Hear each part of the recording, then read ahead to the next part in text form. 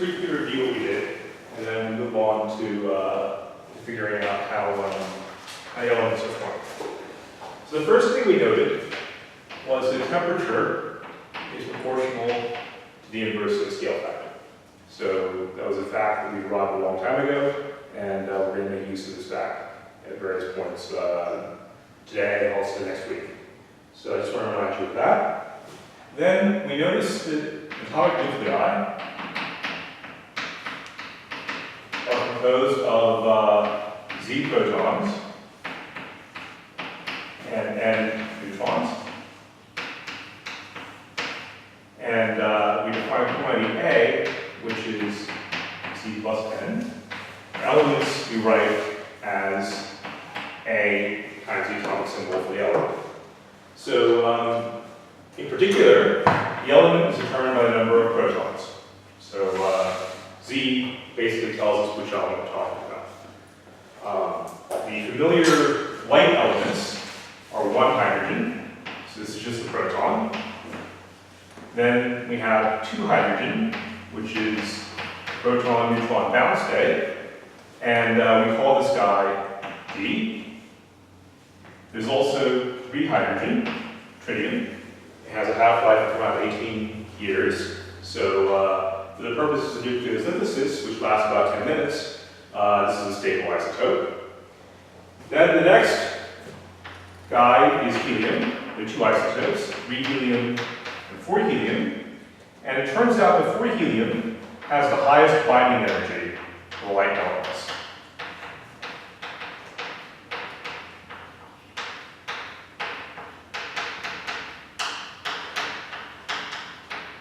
So as we form heavier and heavier elements in nucleosynthesis, we're basically forming helium.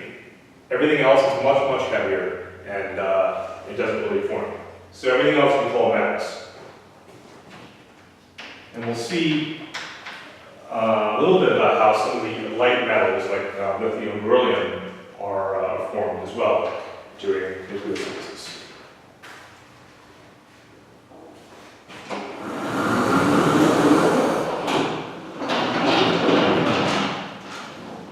Okay, so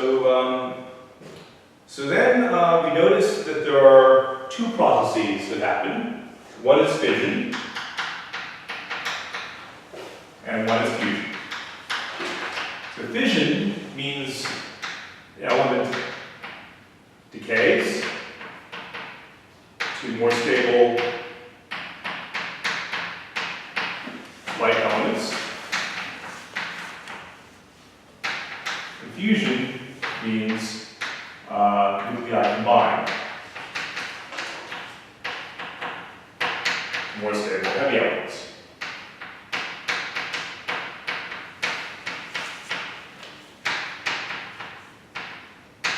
Now we'll mostly be concerned with fusion in the nucleosynthesis process.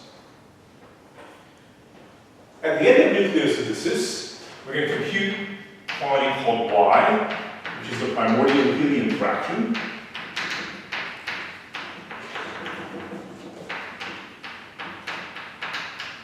And this is the mass density in 4 helium divided by the mass density in all the baryons. And it turns out that Y, the primordial fraction, worked out to be 0.24, whereas Y to the sun is 0.28. So this means that the sun is fusing and forming helium of its own. It also means the sun is not a first-generation star. We noticed then that the mass of the neutron is slightly larger than the mass of the proton. We define this difference between the binding energy of the neutron and the rest energy of the proton as this quantity Q. Q works out to 1.29 megaelectron volts. And this indicates, the fact that this is positive, indicates the neutron, free neutron is unstable. It decays to a proton plus an electron plus an anti-electron neutrino. And the lifetime time scale at which this occurs is roughly 15 minutes. Okay, so we then computed the ratio, the number density of neutrons to protons, and this guy is approximately the exponential of minus qn over ABT. Now, in the early universe, very, very early universe, because things are so very hot, this means that neutrons and protons initially are in equilibrium.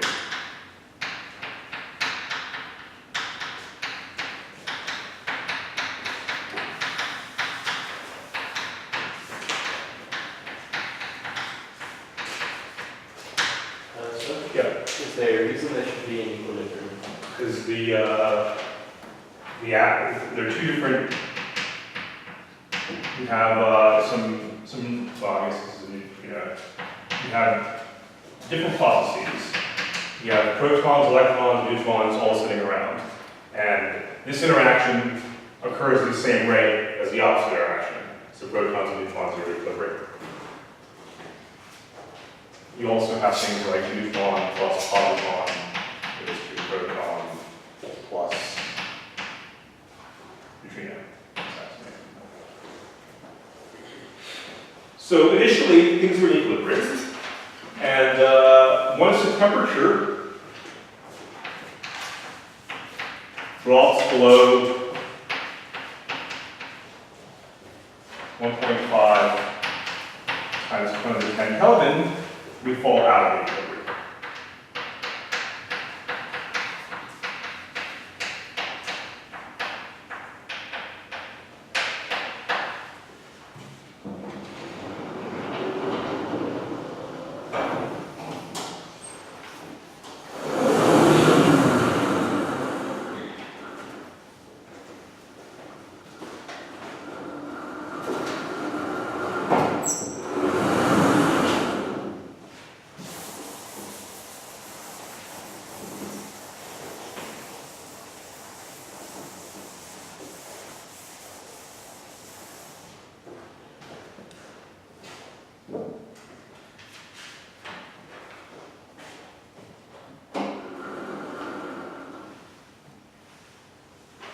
So we plotted the ratio Nn over Np versus temperature, and we noticed that the curve looks something like this. So initially the ratios of these was 1, and then as you hit something like, so this is a log plot. This is like 10 to the minus 6. This is like 1. And when you hit a point around here, you fall. There's a phenomenon that happens called freeze out. Okay? So this is the very, very early universe. So everything is radiation dominated. And at freeze out, this ratio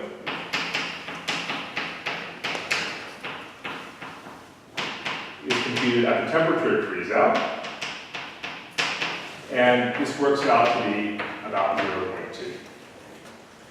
So this means that at freeze out, there's 1 neutron for every 5 protons.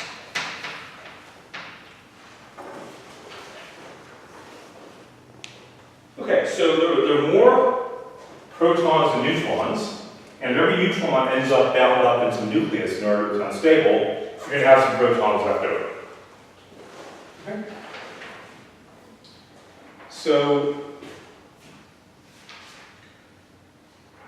we're going to study this process.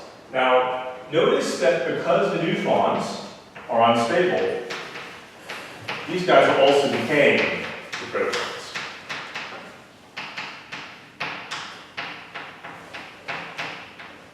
Big Bang nuclear synthesis is a race, basically, to put these neutrons inside nuclei so they no longer decay.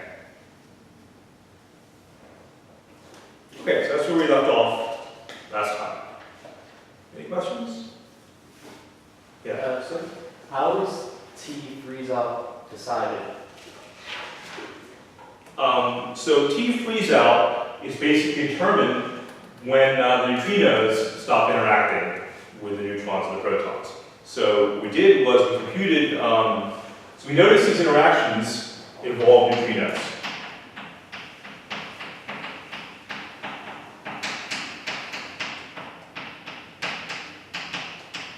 This means that they're weak force interactions. And we computed the rate at which the weak force interactions happen. So the rate is determined by the neutrino density, and neutrino is determined by the speed of light, is determined by the cross section for the weak interactions. Now, the universe is expanding. So when we compare gamma to h, the Hubble parameter, when gamma is approximately the same as h, the neutrinos decouple.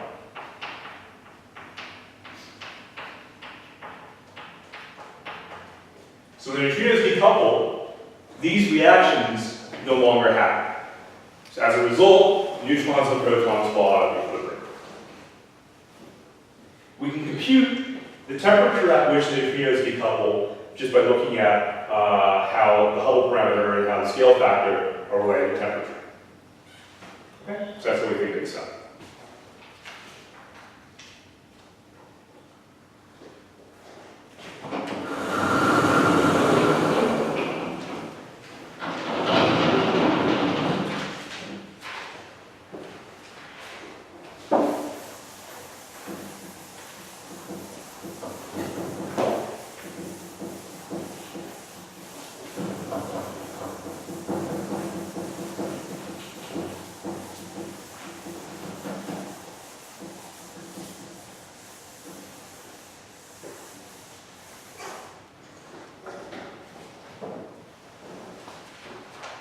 Okay, so we're first interested, so Big Bang nucleosynthesis proceeds in two steps, basically.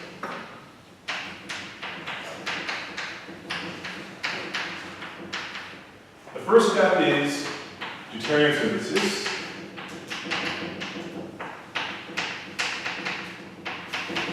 The second step is helium formation.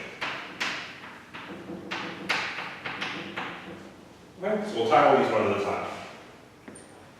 So, you can imagine two protons fusing to form deuterium plus a positive. So the protons both have charge +1, deuterium has a proton and a neutron in it, so it has charge +1. So there's a positron left over to carry the charge, and there's an electron neutrino that comes out as well. Or you can have a proton and a neutron, which is forming deuterium plus a bit of energy that comes out, say radiation. So the first process involves a weak interaction. Because there's a neutrino involved. The second process is the strong interaction.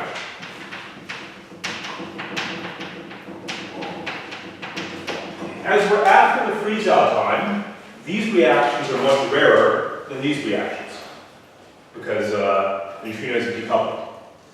So, in consequence, most of deuterium synthesis is dominated by the strong interaction. Okay? Yeah. Sorry, what exactly do you mean by, what is the weak force exactly?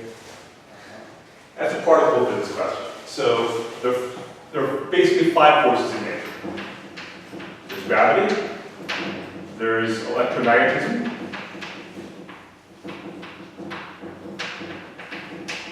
and then there's the weak force and the strong force. The strong force basically tells us how to bind the nuclei together.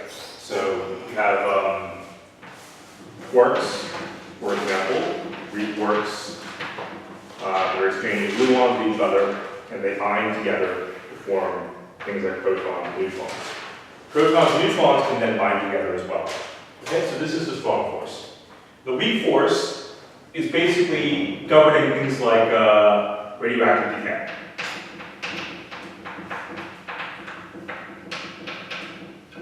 So the decay of, say, uranium is governed by the weak force.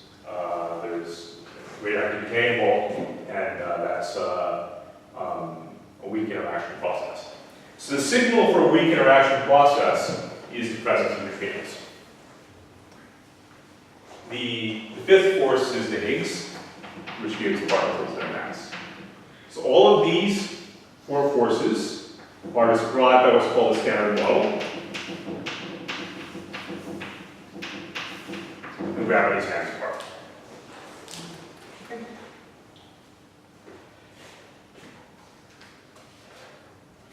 Okay, so this process here, the protons combining to form deuterium, is in part how the sun shines.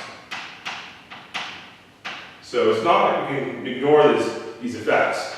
It's just that they're not relevant to the physics that we're interested in studying. Okay, so it's a elaborate process that's going to dominate in the early universe.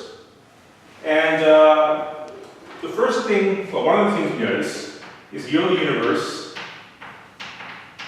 and things about it,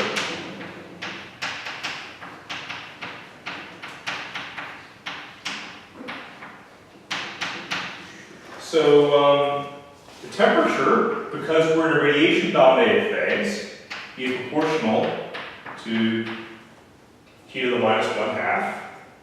And because of expansion, the number density itself, that's proportional to 1 over a cubed, which is T to the minus 3/2. Okay? So the different things, the temperature and the densities, they're falling at different rates as the universe is expanding. Okay.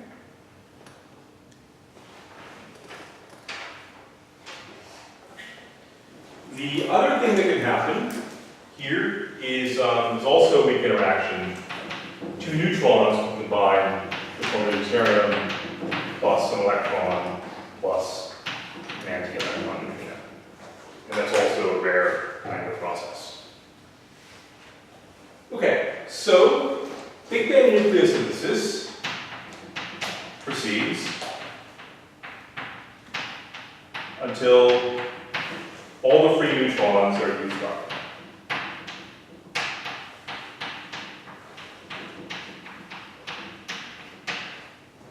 Meaning they're all down into some nucleus. So initially, we had Nn over Np is 1/5. So this tells us there are 2 neutrons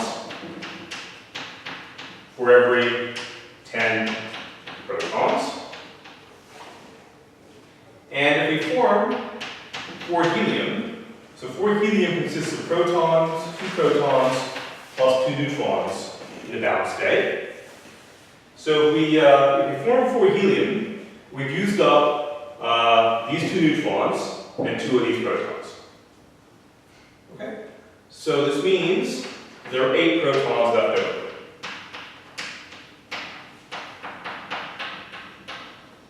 And this is assuming we're maximally efficient in what we're doing. Okay?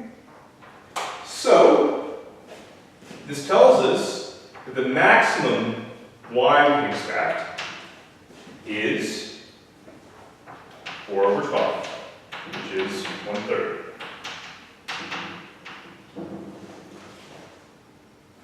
Okay. Now, we end up finding that YP is 0.24. So we're nowhere near operating at maximum efficiency.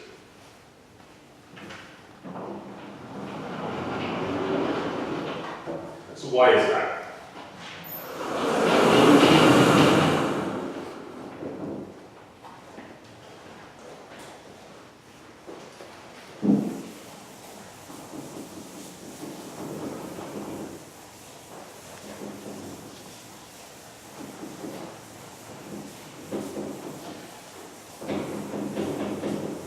how come we can never get to y equals 0.33?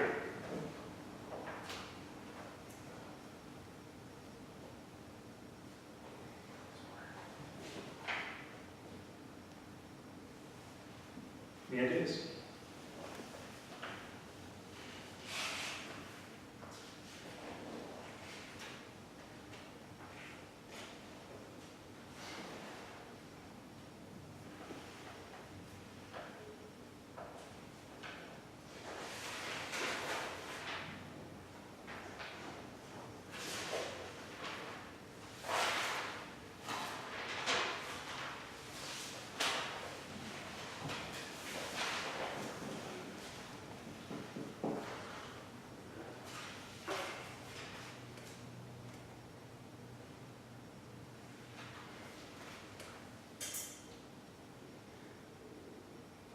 Okay, so remember Y is the ratio of the density of helium to the density of everything else that's very high. So we're claiming that Y max is 1/3, but we actually only see Y of 0.24. How come? What are the possible explanations? Yeah. That we're going to have a lot of protons left over once we use up all the neutrons. Well, that's just the denominator here. I mean, this is the total number of nucleons we start off with.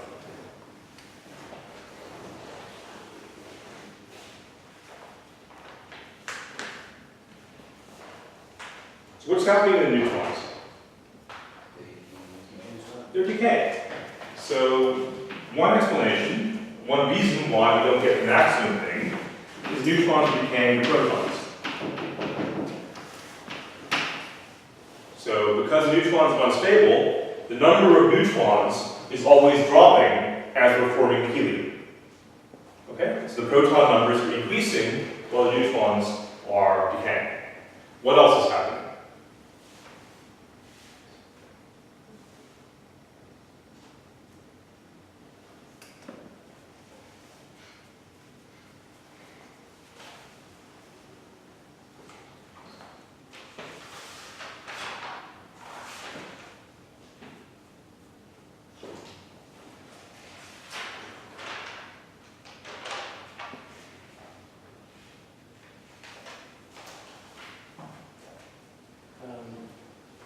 The temperature is also dropping, so...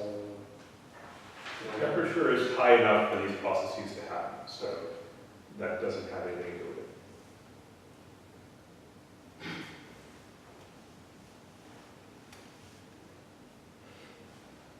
So we're talking about helium, right? What else is there?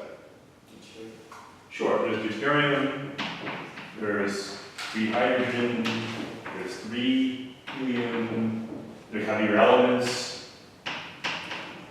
These guys are also forming. So not every neutron gets bound up in helium.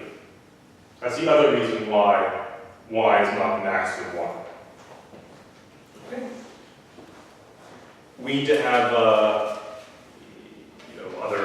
elements as well. Okay, so let's discuss how deuterium is formed. So the ratio Nn over Np is equal to 1/5. This is determined around t equals 2 seconds. So the universe is 2 seconds old, and at that point, the neutrinos have decoupled, and the neutrons and the protons have fallen out of equilibrium. So just like there's a cosmic microwave background, in principle there's a cosmic neutrino background. The cosmic microwave background lets us see back to about 380,000 years. The cosmic neutrino background lets us see back to 2 seconds. No one's ever been able to figure out how to measure the cosmic neutrino background. But in principle, lets us see much, much further back into the history of the universe. I've exaggerated slightly, but not so much. No one's actually figured this out. Basically, any neutrino looks the same as any other neutrino, so it's hard to figure out what's a cosmic neutrino and what's a solar neutrino. And we're bombarded by solar neutrinos constantly, so we haven't figured out how to distinguish the cosmic background from everything else that we're exposed to constantly. Okay, so let's talk about deuterium synthesis. So at 2 seconds, this ratio is fixed. The photons are strongly coupled. The photon decoupling happens much, much later. So these are strongly coupled to neutrons and photons and electrons that are in sight. So you can have proton plus neutron forming deuterium plus radiation. And the deuterium, I'll remind you, is the isotope of hydrogen with a proton and a neutron outside. The binding energy of deuterium is Mn plus Np minus M deuterium times C squared. And this works out to 2.22 MeV. So because there's energy left over, this means that deuterium has a lower rest mass than the proton and neutron separately. So that means it's more stable. Okay? So that's what's going on there. And the physics here is really similar to the physics we saw before. We had a proton and electron combining to form hydrogen plus radiation. We worked out how this behaves last week. We'll just use the same formula that we found last week here with different masses. Okay?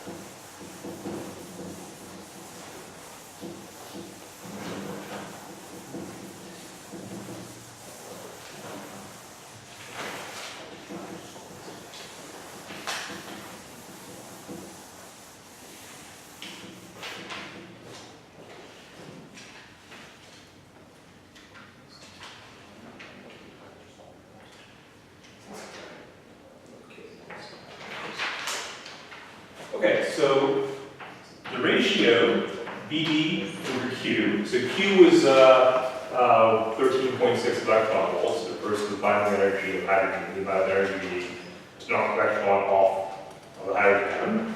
This ratio is about 160,000, but it's the same physics, just a different number. So last week we used the Saha equation. Saha equation let us determine the ratio of the number density of hydrogen divided by the number density of electrons times the number density of the electron was ME ABT over 2 pi h bar squared to the minus 3 halves exponential Q over kBT. And we derived this by starting with the Maxwell-Boltzmann distribution, which gave us all these individual densities, and we just took the ratios. Okay, so now we have the number density of the deuterium divided by the number density of protons, number density of neutrons. And we have some factors in front that correspond to the various degeneracies.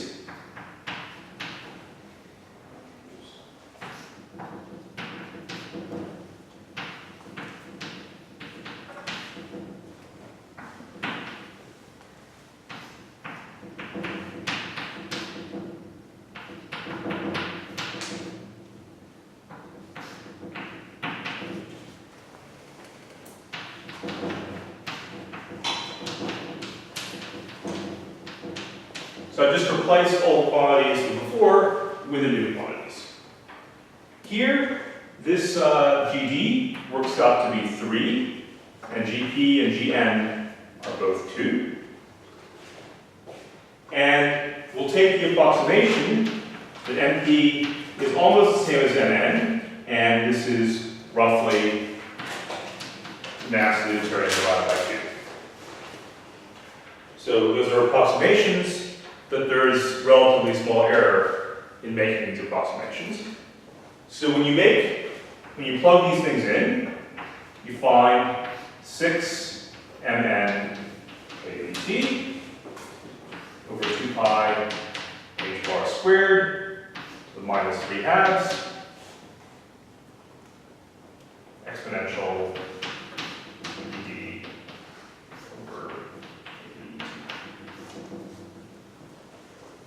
kBt. Something went wrong. And minus.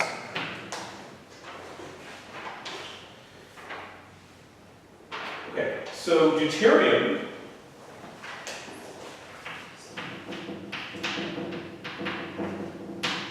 is formed as the universe cools.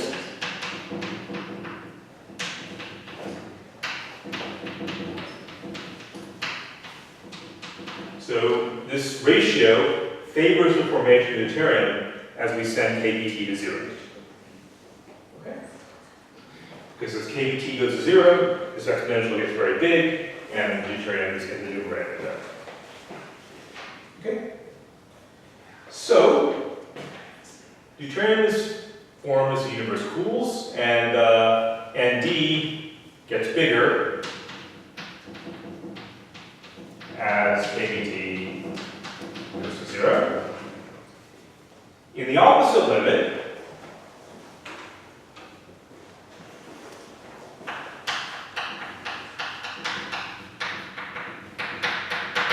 kBt goes to infinity, neutrons and protons are preferred.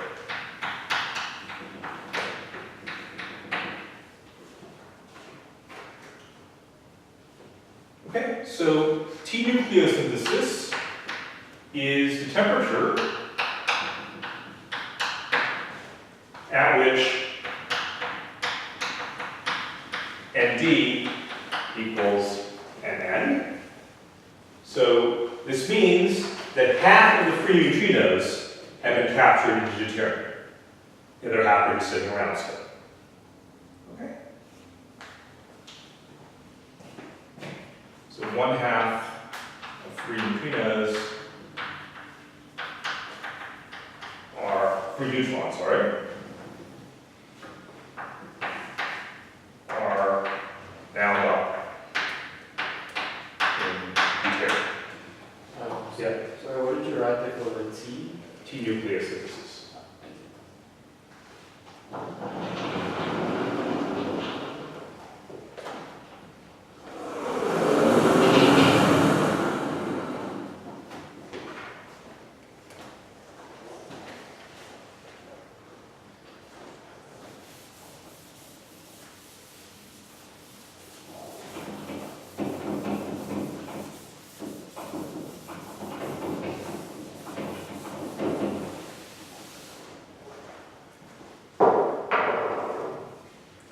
Okay, so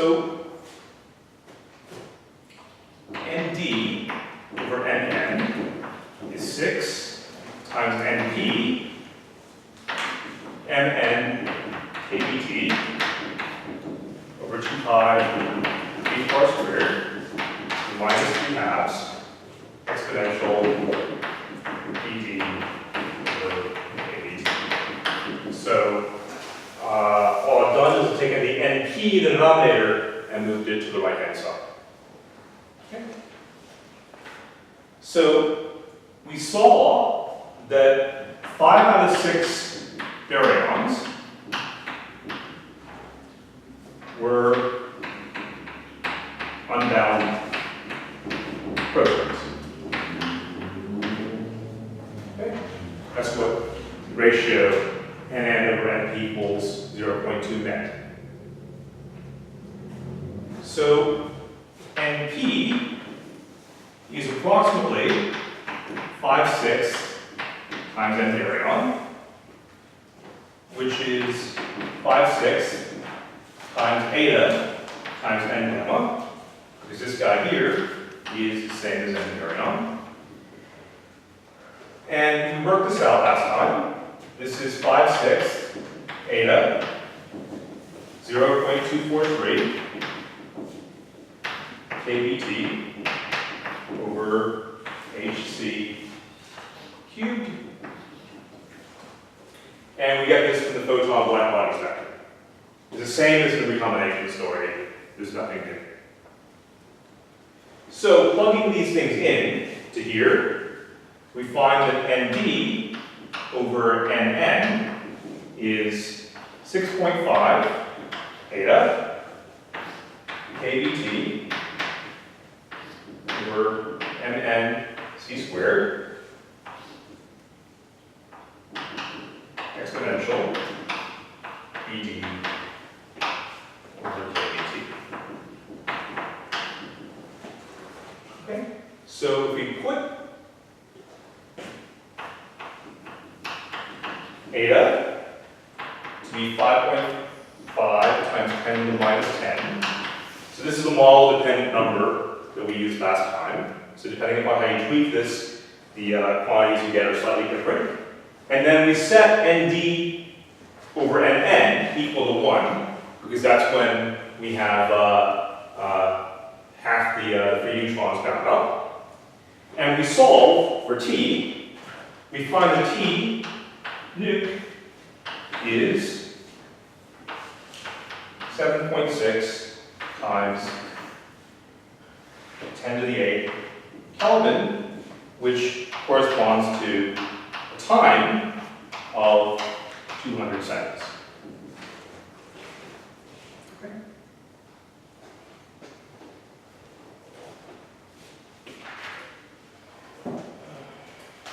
Okay, so 200 seconds is 3 minutes, 20 seconds, right? So what's happened in the first 3 minutes?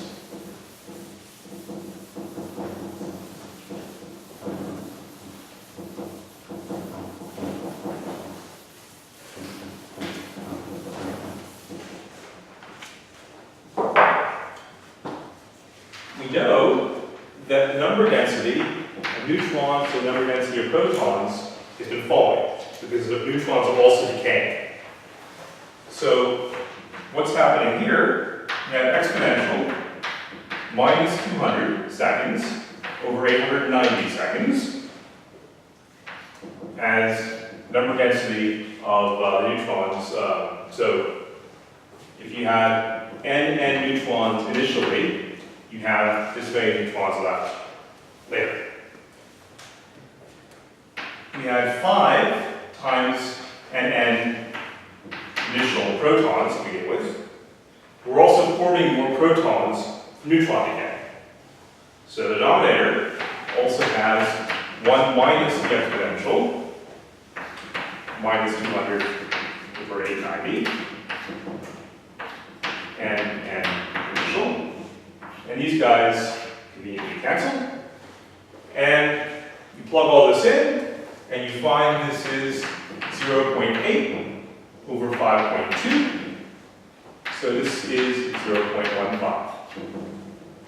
So we're down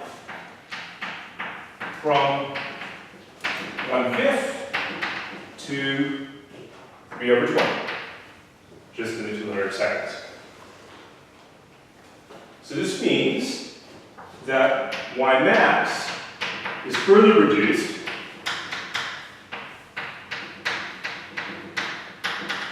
to 0.27. Okay.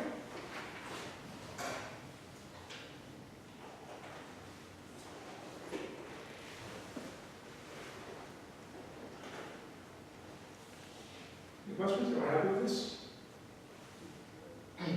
Yeah. So what additional processes happen to decrease it further from 0.28 to 0.27? What do you mean? We initially had Y max is 0.33. Because neutrinos are decaying, the most we can expect is 0.27. I mean, because earlier we had 0.28, so what's now happened? 0.28 is a present day value in, say, the sun. we'll find that Y max will be reduced, well, we'll find that YP is going to be 0.24. So it does get reduced further.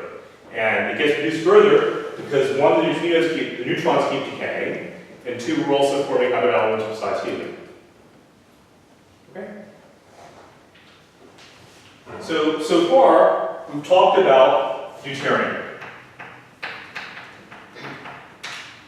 Now I want to talk about forming helium from deuterium. Okay?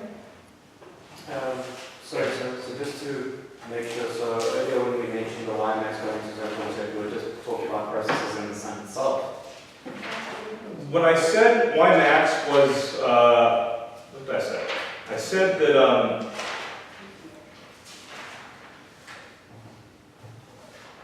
that YP, the primordial fraction of helium, is 0.24, and it's less than Y max is 0.33. I think I wrote it wrong, sorry, sir. Okay.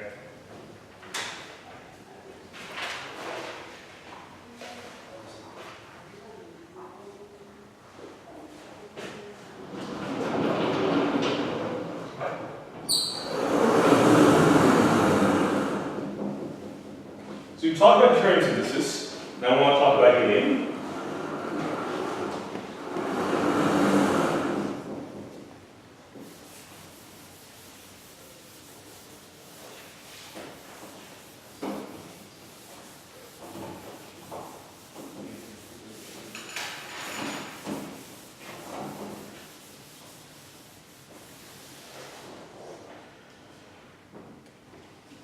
So what do we do with the deuterium that's sitting around? Well, there are also protons and neutrons sitting around. So deuterium can bump into a proton. When deuterium bumps into a proton, it forms 3 helium plus some radiation. It can also bump into a neutron. It's a bit rarer, because neutrons are rarer than protons, but it can happen. So if this happens, we form 3 hydrogen plus a photon. So 3 hydrogen decays. It decays to 3 helium plus an electron neutrino.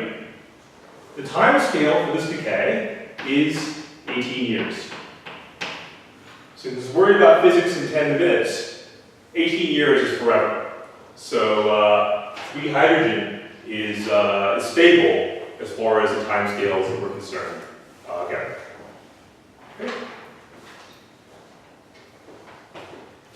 What else can happen? Well, deuterium can bump into itself. Deuterium bumps into itself, we form 4 helium plus radiation. We can also form 3 hydrogen plus a proton, or we can form 3 helium plus a neutron. So it turns out that these reactions are more likely than this one. What else can happen? We've got 3 hydrogen forming now. So 3 hydrogen can combine with a proton to form 4 helium radiation, or 3 helium can combine with a neutron to form 4 helium plus radiation. So then we have 3 hydrogen bumping into deuterium to form 4 helium plus a neutron, or 3 helium bumping into deuterium to form 4 helium plus a proton. So you have, once you start forming these things, they can collide with each other in various ways, and all of these various ways end up producing helium with some stuff left over maybe. So none of these interactions here involve neutrinos. So none of these things involve neutrinos.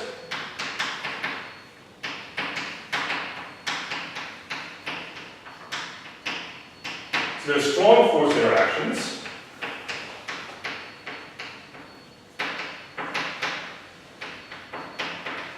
And they happen with large cross sections. So large reaction rates here.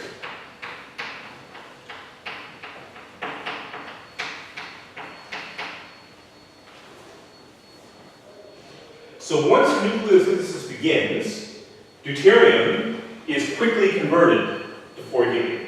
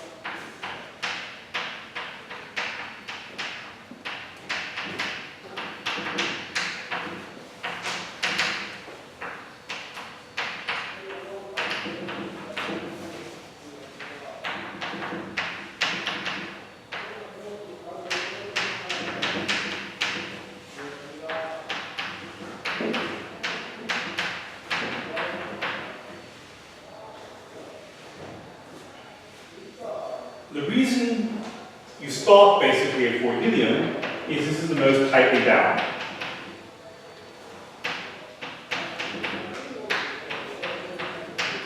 Of light elements.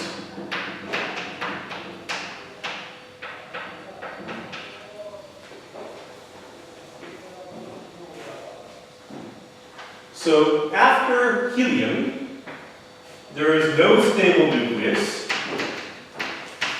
Stable on the time scale we're talking about. There's no stable nucleus with mass number equal to 5. Okay? So 4-helium doesn't fuse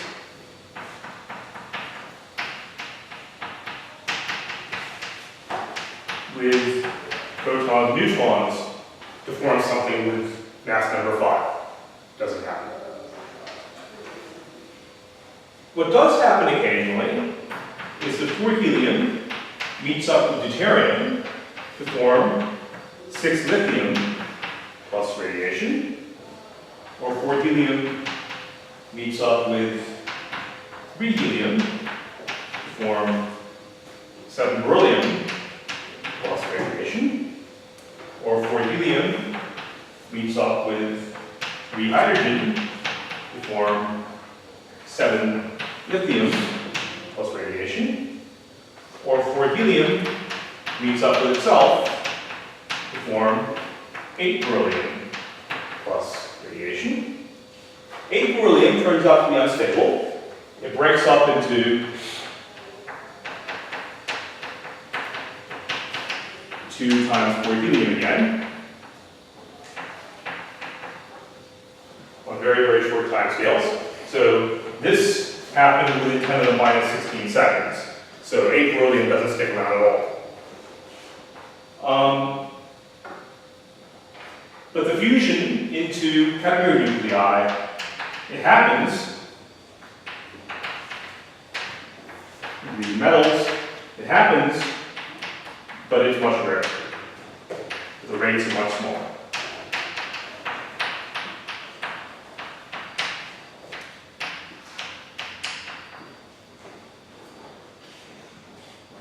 And process is much less rapid than helium formation.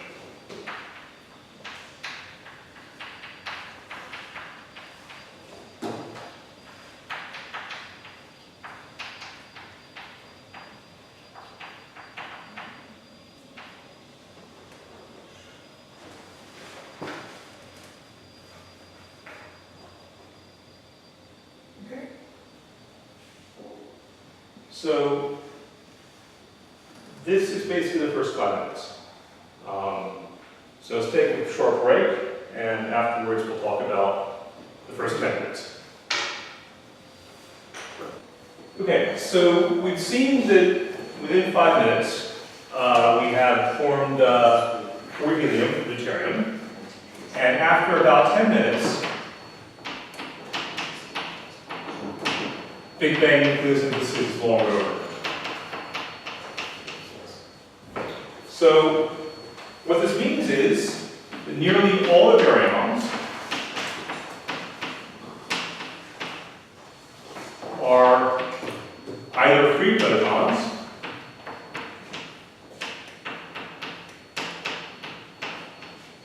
or they're 4 helium. There's a small residue of free neutrons. Somehow a neutron avoids capture, avoids bumping into things, and still hasn't decayed. There's a very, very tiny fraction of that, but that will rapidly decay. So that goes away. So this will eventually decay protons.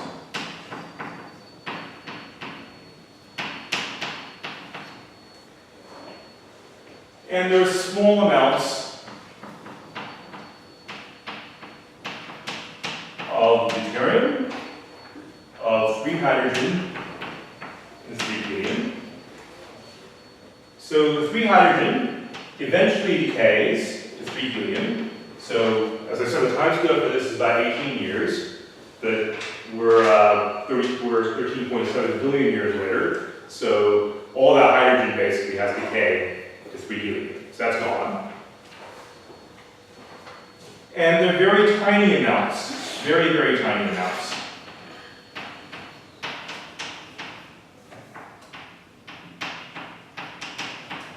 Of 6 lithium, 7 lithium, and 7 beryllium. The 7 beryllium eventually bumps into an electron and forms 7 lithium plus electron neutrino. So the beryllium also goes away and increases lithium fraction. So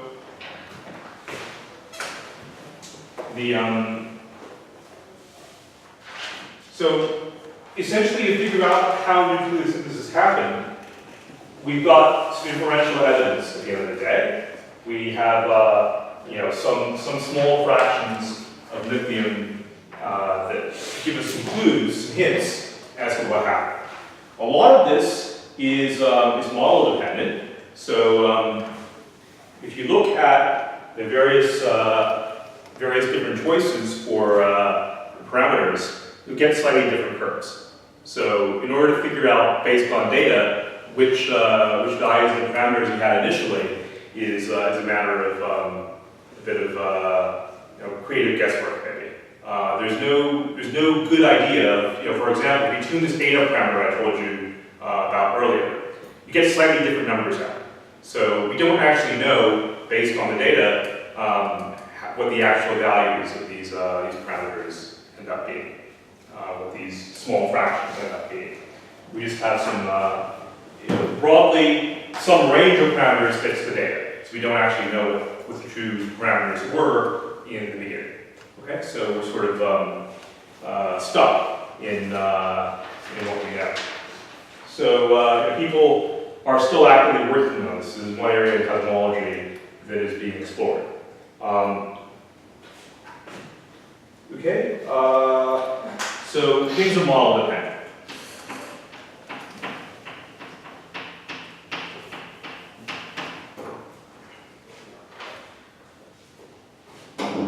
So I said eta was about 5.5 times 10 to the minus 10. If eta was instead, which it's not clearly, if eta was 10 to the minus 12, like 2 orders of magnitude different, then yp would be much less than 0.01. So we know that didn't happen. Similarly, if eta was 10 to the minus 7, a few orders of magnitude bigger, yp would be Y max. All these, the helium would form instantaneously, basically. That also didn't happen. So we know that this is the right ballpark, but 5.5 times 10 to the minus 10 and 5.1 times 10 to the minus 10 both fit the data really well, and they give us, slightly different numbers for, say, lithium concentration. Okay.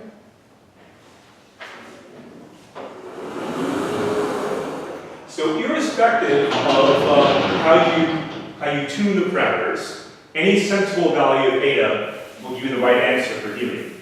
It's just the other elements are the more tricky ones, and they are the ones that help us figure out what these things are in greater detail.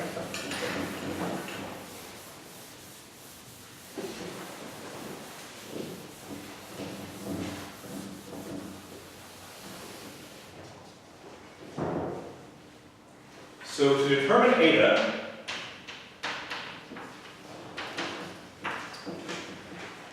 we need to know the primordial density as well.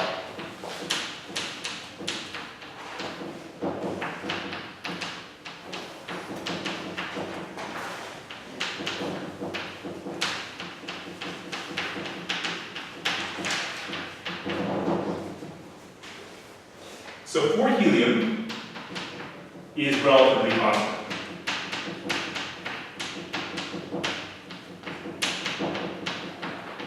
As you vary eta over magnitude, say.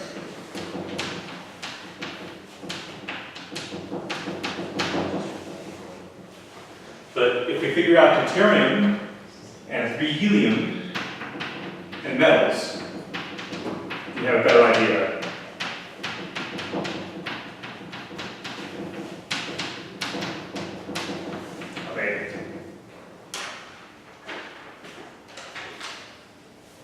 The problem with using deuterium is deuterium is destroyed in stars.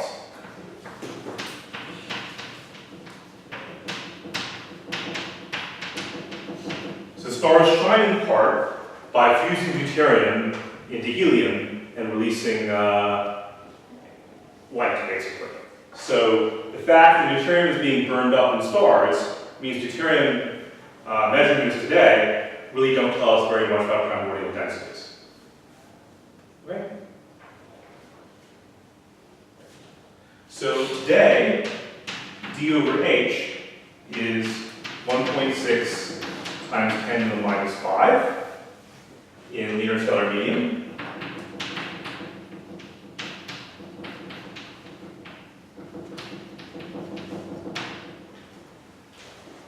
And the primordial density is much bigger than this.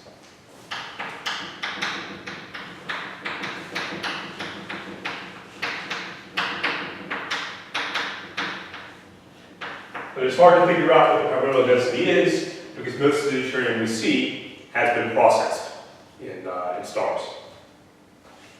So the spectra of faraway quasars gives us the best estimate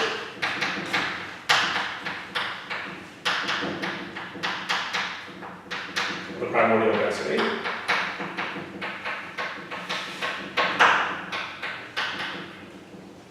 And we find that this tells us that deuterium over hydrogen may have been 3.0 plus or minus 0.4 times 10 to the minus 5.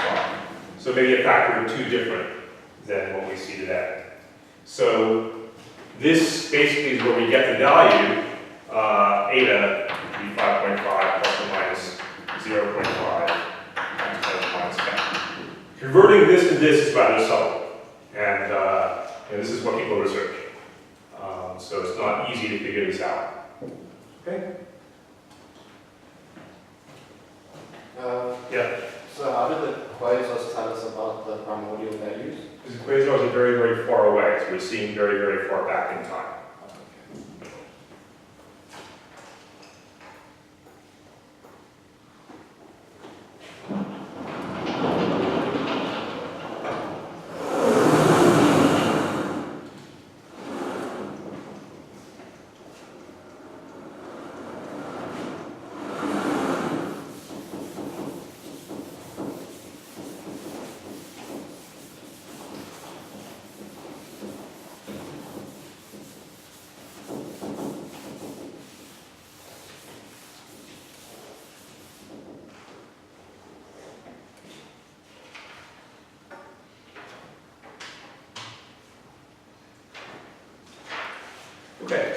So that's really all I want to say about Big Bang nucleosynthesis in itself. I want to talk about some initial conditions for Big Bang nucleosynthesis next.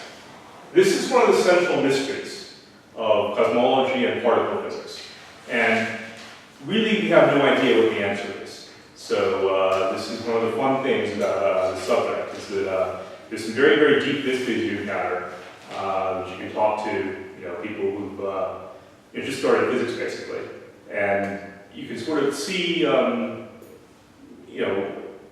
there are really fundamental, really basic things that we just don't understand, which is what makes studying these areas fun, in a sense. If you have a good idea, you can explain something very, very deep. So, the thing I want to talk about is baryon-antibaryon asymmetry. So, if you look at the energy density when nucleosynthesis happens, we're in radiation domination, so we can just use a Stephan-Boltzmann law to figure out the energy density. And this works out to something like 10 to the 33 mega electron volts meter cubed. So energy densities are high, and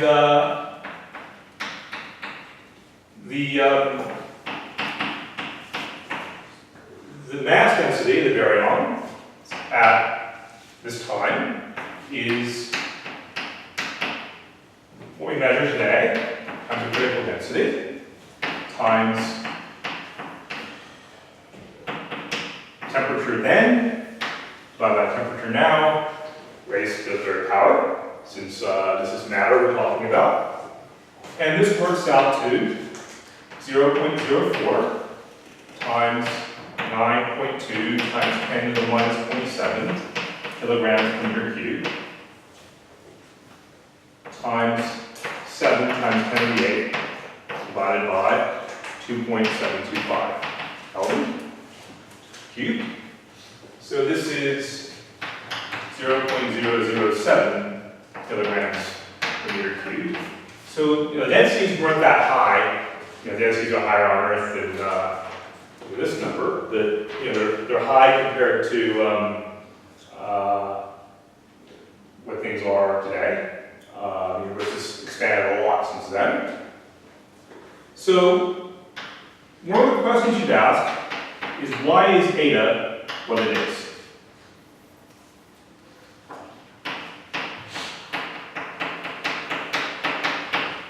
And I'll remind you that eta is basically the ratio of the baryons today to the photons today.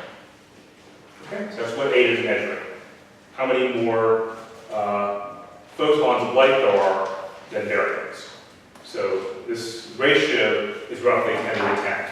For every baryon, there's 10 to the 10 photons floating around. Okay, so this is the mystery that basically determines the details of nucleosynthesis. The other mystery is initial conditions for nucleosynthesis. We can talk about protons and neutrons, and you should stop and ask yourself, what makes a proton different from an antiproton? What makes a neutron different from an antineutron? Why aren't we talking about those guys? And that's this baryon-antibaryon asymmetry. Yeah. Sorry, before we begin with that, can I just ask why the eta is a mystery? Because it makes sense that it should be very small if the universe was radiation dominated back then. Well, it's a mystery in the sense that why is it 5.5 times 10 to the minus 10? Why not 7 times 10 to the minus 10? And what sets that number? Okay. Various values of eta give you, within roughly order of magnitude, the same helium yield. So the helium is not really the question, it's the heavier elements. If you tune eta, you get different concentrations of lithium, say. So, why is this what it was? We don't know. So the other mystery is the number density of antibaryons during nucleosynthesis is much, much less than the number density of the baryons, which, as we saw, is also much, much less than the number density of the photons. So you can imagine photons, and if these photons combine, they form quarks and antiquarks. So quarks and antiquarks should be appearing in equal concentration. There should be no difference between quarks and antiquarks.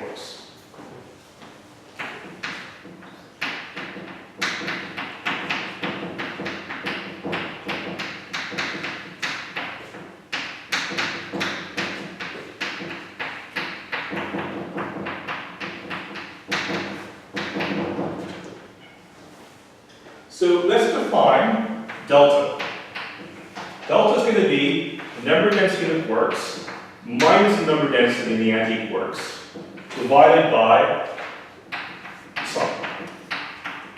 It tells us the difference between quarks and antiquarks, basically. Okay? So this delta is going to be much, much less than 1 in order to explain the fact the number of antibaryons is much, much less than the number of baryons. So what this means is the quarks are slightly preferred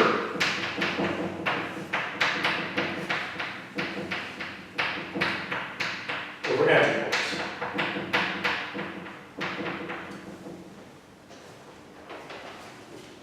So this means at the end that some quarks are left over. So basically quarks and antiquarks will annihilate, they'll form photons, say. But the number of quarks is slightly larger than the number of antiquarks. So after these annihilation processes happen, there are a few quarks left over. And that's what forms the protons and the neutrons. Okay? So how many quarks need to be left over? Well, if we have 10 to the 9 quarks, say, and we have 10 to the 9 antiquarks.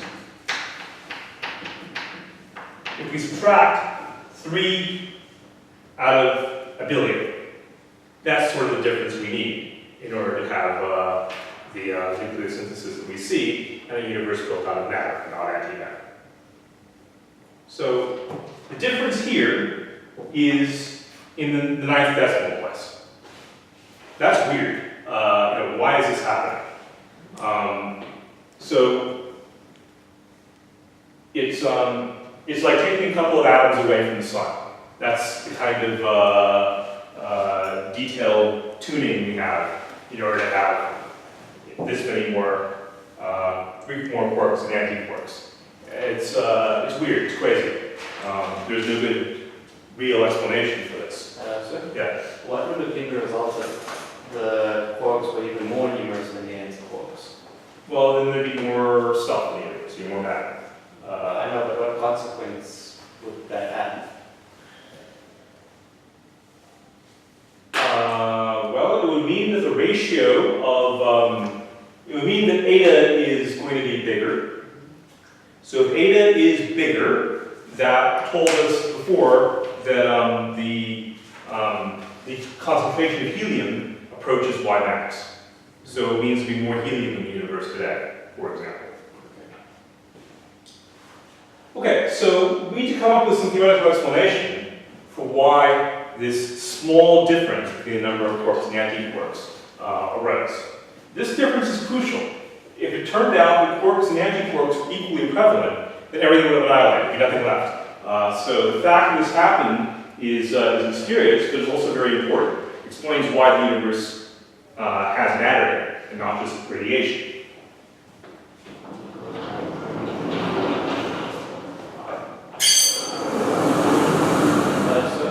So, forgive me, but before we continue, what exactly is antimatter? Okay, so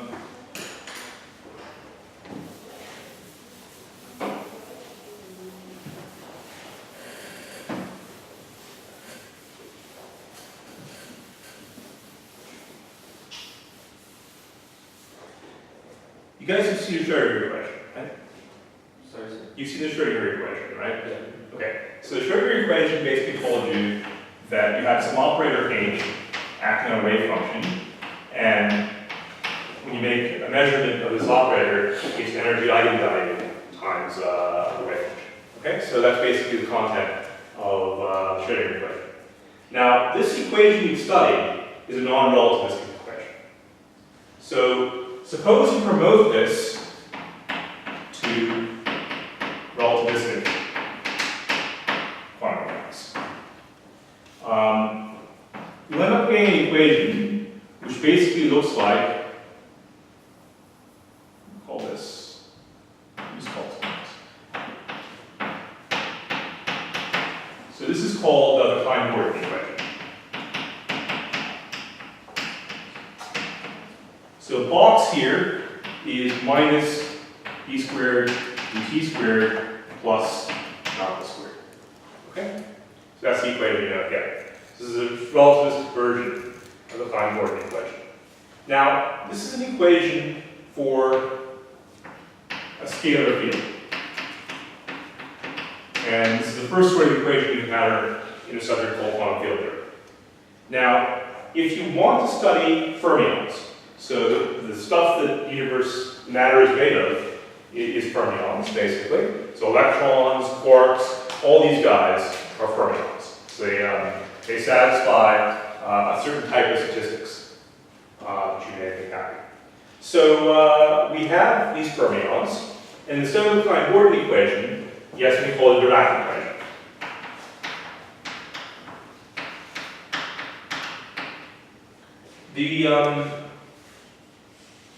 I don't want to go into too much detail to the Dirac equation, but the Dirac equation essentially has two equivalent solutions. One solution is a charged particle with a certain set of quantum numbers.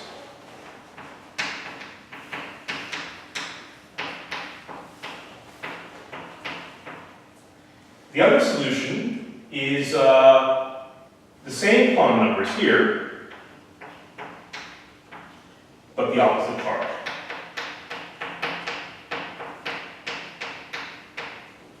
So in solving the Dirac equation for the electron, Dirac predicted the existence of a particle with the same mass, the same spin, the same features as the electron, but instead of negative charge, it had positive charge. That particle is a positron, and the positron is experimentally discovered.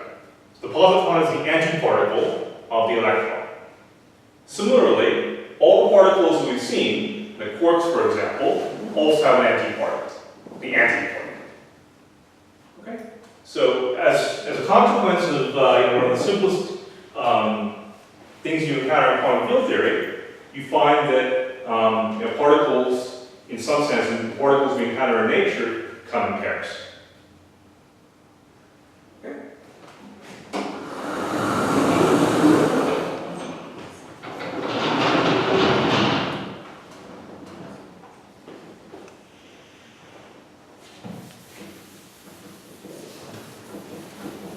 So we have this antimatter, and we have matter.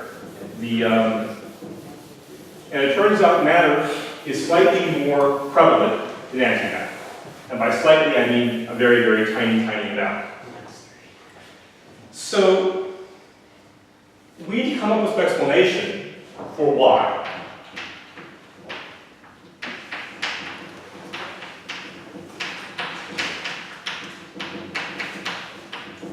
And a Russian physicist named Sakharov, a Soviet physicist named Sakharov, came up with conditions for Big Bang nucleosynthesis.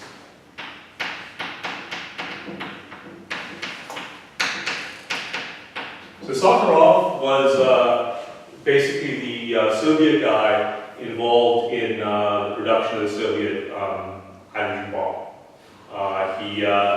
He later became an advocate for peace, and he was a dissident who was jailed by the Soviets, and he ended up getting a Nobel Peace Prize for his efforts. He probably deserved a Nobel Physics Prize as well, since he made significant contributions in various areas, in astrophysics especially.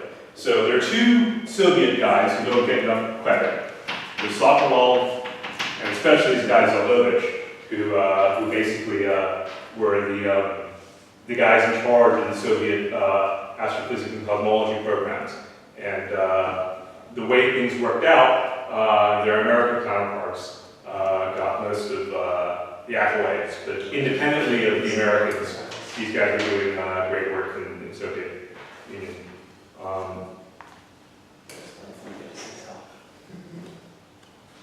So we'll see maybe we'll discuss some of what Zeldovich did next week when we discuss inflation. Okay, so you need to come up, so the initial conditions for the Big Bang nucleosynthesis. The first initial condition was something called baryon number violation. So I'm not explaining why these things happen. Sakharov can explain why these things happen. No one really knows why these things happen. But you need some baryon number violation. And this is just a statement that there are more quarks and anti-quarks.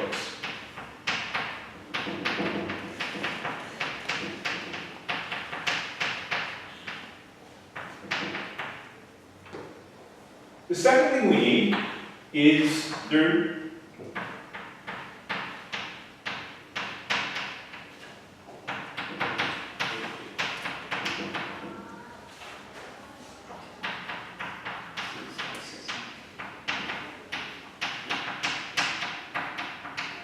you need a C symmetry violation and a CP symmetry violation.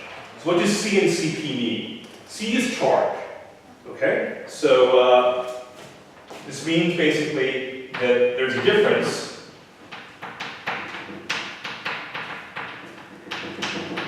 between how particle physics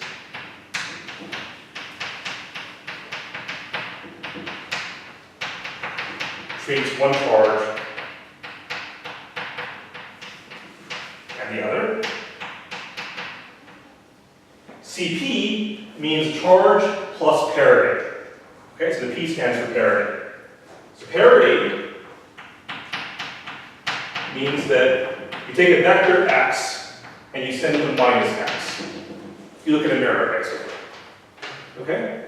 If you look in a mirror like this and you flip the charge, physics needs to be somehow different. So there is a difference between there's a difference in how particle physics treats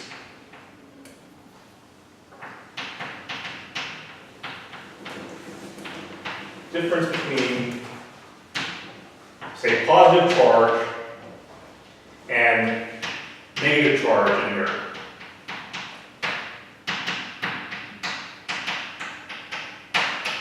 So look at a negative charge in the mirror, you compare to what a positive charge is doing without the mirror, and the physics is different. Yeah? Can't that also refer to the spin? For what? Symmetry violation. Well, parity ends up referring to spin, in a sense, yes. So it's if opposite spin, that will have a different. Opposite spin and opposite charge. Okay. So there's a third thing, CPT. CPT is charge reversal, parity reversal, and time reversal. It's a theorem, a very deep theorem in physics, called the CPT theorem. The physics is the same if you reverse the charge, you look in a mirror, and you run time backwards. Just because. It's a theorem. It's a fact. So if you drop the T and just flip the charge, or you flip the charge in the parity, then there are violations.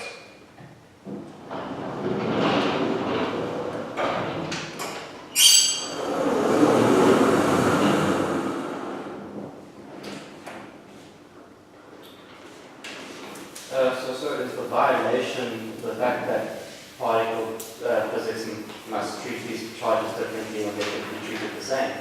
Well, it's a violation.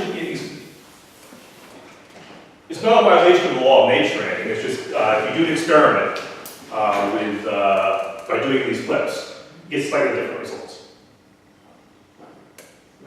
And then CPT theory explains this. The CPT theorem says that if you do all three of these things, you do an experiment, you flip the charge, you change the parity by putting things in a mirror, and you run time in the opposite direction. There's nothing you can do. You can't really turn time backwards, but suppose you could do that. Then the physics would be the same. And we don't have an explanation for why this violation should occur. Well, I'll get to that. The third condition that Software said was the interactions happen out of thermal equilibrium. And this opens up one more huge can of worms, because essentially all of statistical physics, all the thermodynamics you learn, is very, very close to thermal equilibrium. So if you're doing non-equilibrium physics, non-equilibrium statistical physics is a subject which is not very well understood. So you need all of these things in the early universe in order to account for Big Bang nucleosynthesis that happened in the first place. Now, the thing which is most confusing to us initially was this baryon number violation. Why are there more quarks and antiquarks? It turns out that the standard model of particle physics predicts this baryon number violation. So there's an explanation in particle physics for why there are quarks instead of antiquarks. The problem is that the amount of baryon number violation predicted by the standard model is not enough to give us 3 more quarks and antiquarks out of 10 billion, out of a billion. So the problem is we can't explain the amount of the excess of the quarks over antiquarks.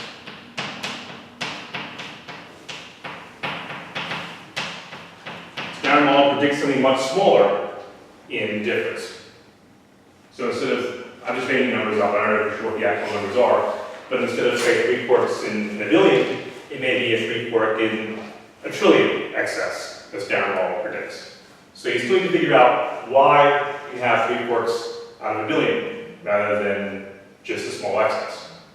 Yeah? Is it possible to give a brief explanation why the standard model predicts this? Or is that very deep? That's beyond the scope of this course. It involves some subtle particle physics, so there is no brief answer. Okay, so this is some hint, maybe our best hint, at physics beyond the standard model.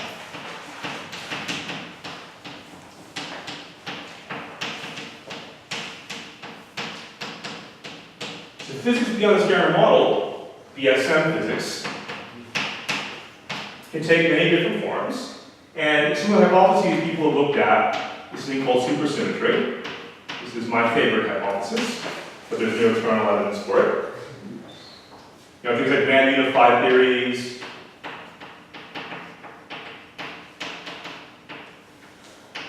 and more exotic extensions of standard model physics that can explain and can produce an excess in reduction of quarks over antiquarks. So far, no one knows the answer. So primordial nucleosynthesis, Big Bang nucleosynthesis, is a challenge for physics.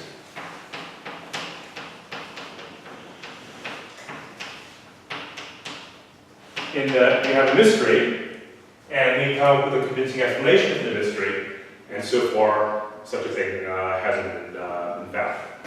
So, you know, this is really good news in that there are things to figure out. We don't know what these answers are, and it's reassuring that there are puzzles that remain, and we have things to keep us busy for a while. I think that's really all I want to say. So tomorrow, maybe we'll start going over the tutorial on Big Bang nucleosynthesis. I've posted the questions to the website, and we can start working the problems. questions? Yes. Just one question.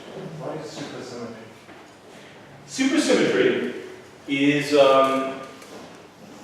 so we know there are two kinds of particles in nature, bosons and fermions. So fermions are things like electrons and quarks, as we've said, and bosons tell us how these things interact. So photons, gluons, the Higgs, these are all bosons. So the difference between bosons and fermions is that fermions have this exclusion principle. So if you have two fermions, they have different quantum numbers. That's what the exclusion principle says. Whereas the bosons, you can give a bunch of bosons the same quantum number. So there are two different kinds of particles in nature. Bosons have even spin, and the fermions have odd spin.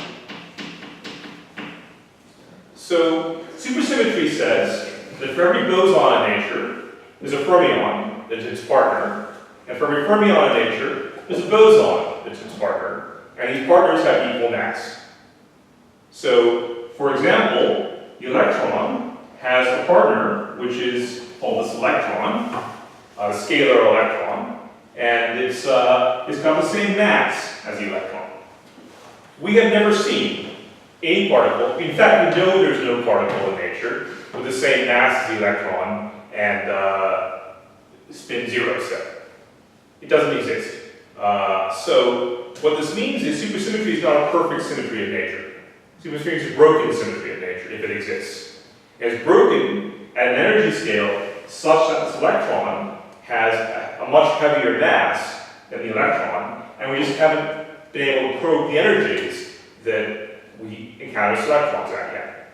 So the hope was, that experiments like the Large Hadron Collider at CERN would start producing these particles.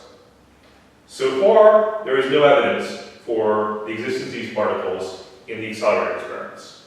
That may just mean we're not looking, the experiments aren't probing a high enough energy. These particles could be very, very massive, and the experiment just can't reach the mass in order to create these particles. That's a possibility. Another possibility is all this supersymmetry stuff is just a false track, and we've spent, since the early 1970s, just barking up the wrong tree. That's possible. We don't know. I think there are compelling reasons for supersymmetry. One of the reasons I think supersymmetry is necessary is that if it wasn't for supersymmetry, the Higgs should be very, very, very massive. The Higgs particle, which we've seen at CERN, is 125 GeV in mass.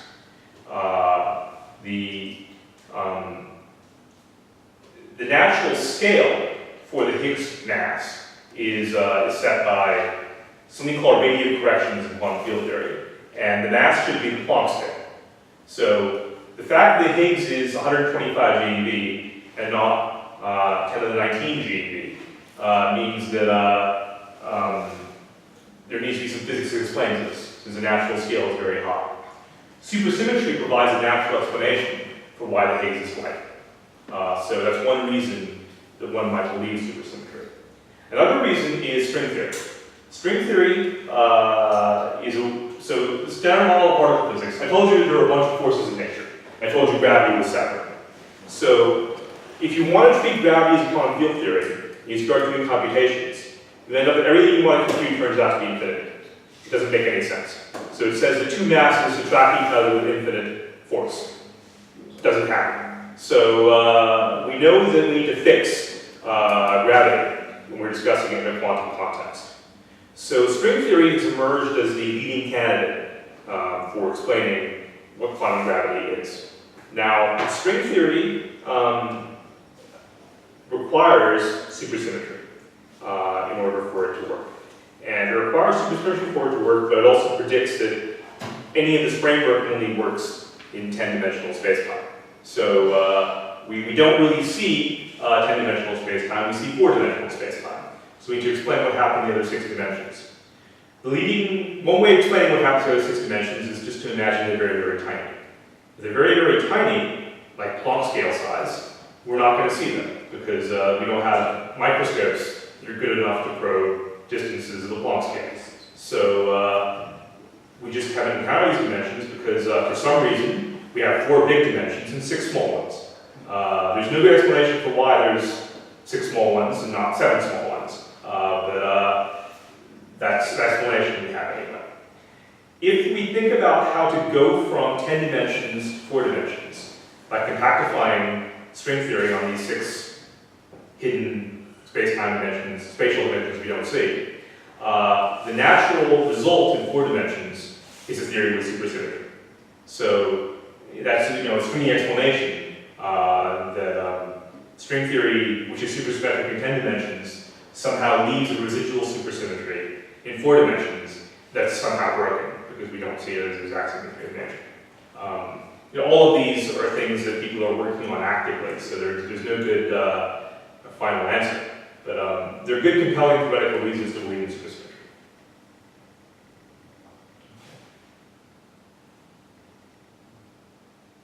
Other questions? Yeah. So now that you explained supersymmetry, you can also explain the grand unified theories. Okay, so we have 3 forces, basically, in 4 forces. So these forces are described by what are called gauge groups. The gauge group for the Standard Model is a group called SU3 times SU2 times U1. U1 is essentially electromagnetism. Well, these are just names for things, okay? So SU2 is basically the group which also describes spin of particles. So it's a group you've seen already. SU3 is a souped up version of SU2, if you like. But what this means is that this is the gauge group of particle physics. This is the strong interaction. This is the weak interaction. And this is what's called hypercharge. And when the Higgs effect gives particles their mass, the weak and the hypercharge are broken to a different U1. This U1 is electromagnetism.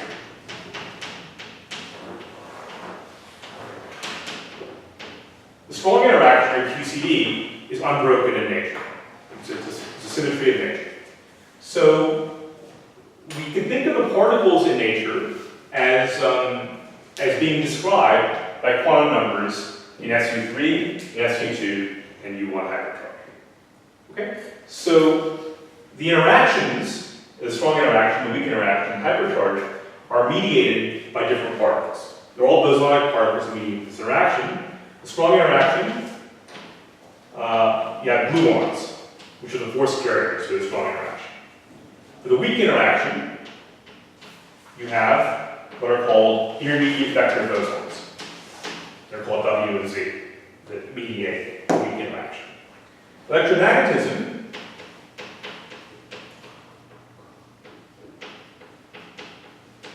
is mediated by the photon. So when I say mediated by, I mean there's a coupling constant which tells you how strong each of these interactions are. These coupling constants are just different numbers that tell you, hey, this is a strong interaction in this guy. Okay? So these different numbers change as you change the energy scale. If you're looking at a collision between particles at very high energies, the strength of the strong interaction is different than if you're looking at the same collision happening at lower energies. That's something that's experimentally observed. Now, these are different numbers basically for each of the interactions. Wouldn't it be nice if there was just one number instead of 3 numbers? So the grand unified theories basically say that G comes from a bigger gauge group. So this G fits in a group called SU5. It also fits in a group called SO10. So these are different candidates for grand unified theories that explain where these different numbers describing these different forces come from. Yeah. What about gravity? Well, gravity is not particle physics. So in order to describe gravity, you need to go to string theory or something like that. So then you have to introduce a particle that mediates gravity. You got that, yes. Then that could also be part of the 4 forces. Well, okay, so in addition to these, we've got the Higgs, and all of these fit into the Standard Model. If you include an extra force carrier, the graviton, it doesn't fit into the framework of the Standard Model. If you try to treat the graviton in terms of the quantum field theory that you use as the Standard Model, this is when you start computing infinity for everything. So then, there was a stage for an unified theory that all the forces were one. All of these forces are All one, of those not gravity. Gravity is still left out. So that's what they're trying to do with the grand unified theory. No, grand unified theory is just these forces, strong, weak, electromagnetism, and Higgs. It's just particle physics. Okay. But if you find a graviton, what field would it be under? This graviton would be, it's not described by quantum field theory, it's described something like string theory. Oh, that's part of the stream. Yeah. Okay. And would the discovery of the graviton be a severe problem for quantum field theory though? Well, in the sense of graviton has already been discovered. I mean, we see gravity waves. The Nobel Prize 2 days ago was for gravity waves. That's essentially a ripple in space-time. That's more or less what a graviton is. It's a force carrier which conveys dynamics through space-time. So, in a sense, it's already here. We just don't know how to deal with it. The issue is that it doesn't really matter that much, in that if you're doing an experiment, it's perfectly fine to think about general relativity for certain experiments you do, like measuring these gravity waves. And it's perfectly fine to think about the Standard Model for experiments you're doing at CERN. It's very unusual where you need both gravity and particle physics. So a situation where we need to confront these type of issues doesn't really arise, at least in most everyday physics. It's just if you start contemplating things like the Big Bang, what happened then? Well, it's a gravitational system. It's very, very tiny. Things are quantum mechanically happening, so you need a quantum theory of gravity. If you're talking about black holes, for example, black holes Hawking radiate. So there's quantum mechanics involved in black holes, but there are also solutions to general relativity. So you need quantum gravity to describe the physics of black hole formation, etc. But these are situations that are extreme situations. In most physical situations, either general relativity or particle physics, or neither of these, is good enough. You don't need this for most cases. But if you want to think about physics as being one theory instead of two theories, then yeah, you can figure this stuff out.